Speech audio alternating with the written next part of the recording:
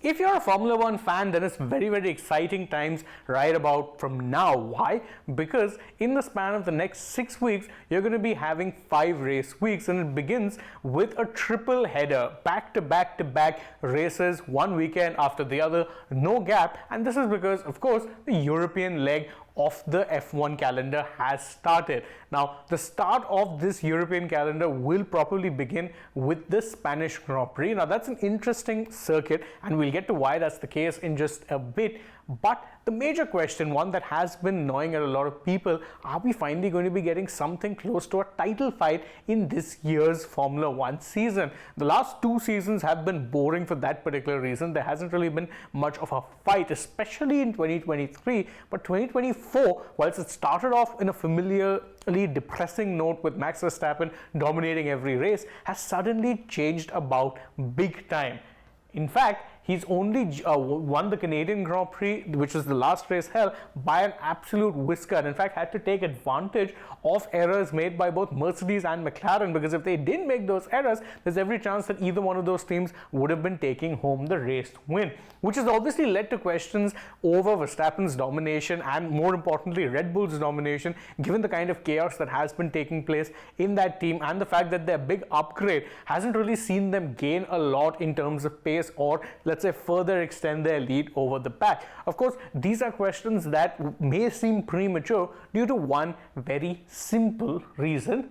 It's fair to say that the Red Bulls, more often than not in the ground effect era, have done much better on what would be conventional tracks. So when I say conventional tracks, I mean the old school circuits, ones that have been around longer, with a proper mix of corners, and ones that really are a little bit more, let's say, conventional than the street circuits that you more often than not find.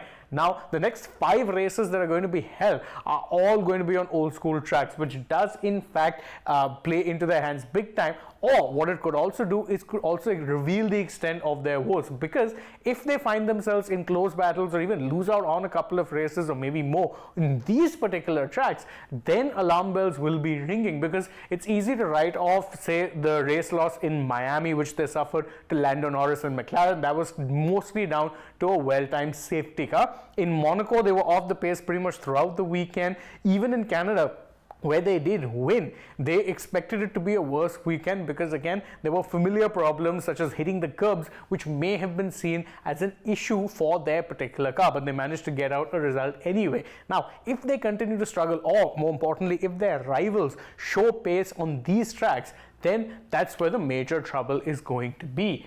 Now, who exactly are the teams, if you have to ask me, which are potentially going to be taking the challenge? And believe you me when I say there's not 1, not 2, but 3 teams that may very well be taking them to task. Of course, McLaren seem to be the strongest car overall. They have been the team that have come most, most consistently.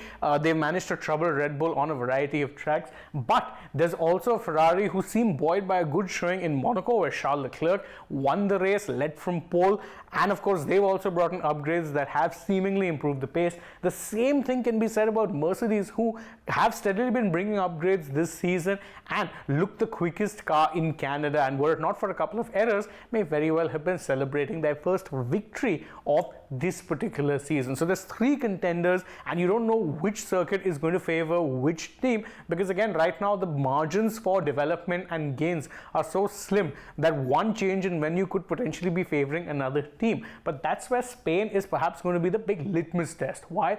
Because Spain is one of the most complete tracks on the F1 calendar. There's a mix of high speed, low speed corners, there's good straights there as well. So it's one of those tracks that more often than not are used by teams as a barometer for how good or bad their car is. And in fact, this particular race could tell you where exactly, or what exactly the pecking order is. How close are McLaren, Ferrari and Mercedes to Red Bull? This race could potentially answer that question, and whichever team leaves this race victorious, or at least closest to Red Bull, will be the ones most optimistic going into the next few races. Well, what do you guys think? Do you think that the Red Bull domination is truly in trouble, and which team do you think could take the fight to them for the remainder of the season? You can let us know that in the comments below, and don't forget to like this video, share it with your friends, subscribe to the channel, tap the bell icon, follow us also on social media. We're on Instagram, X and Facebook. Don't forget to download the SportsTak app, and if you're already on the channel, go ahead and check out some other videos we've done as well. For now though, from my side, it is goodbye.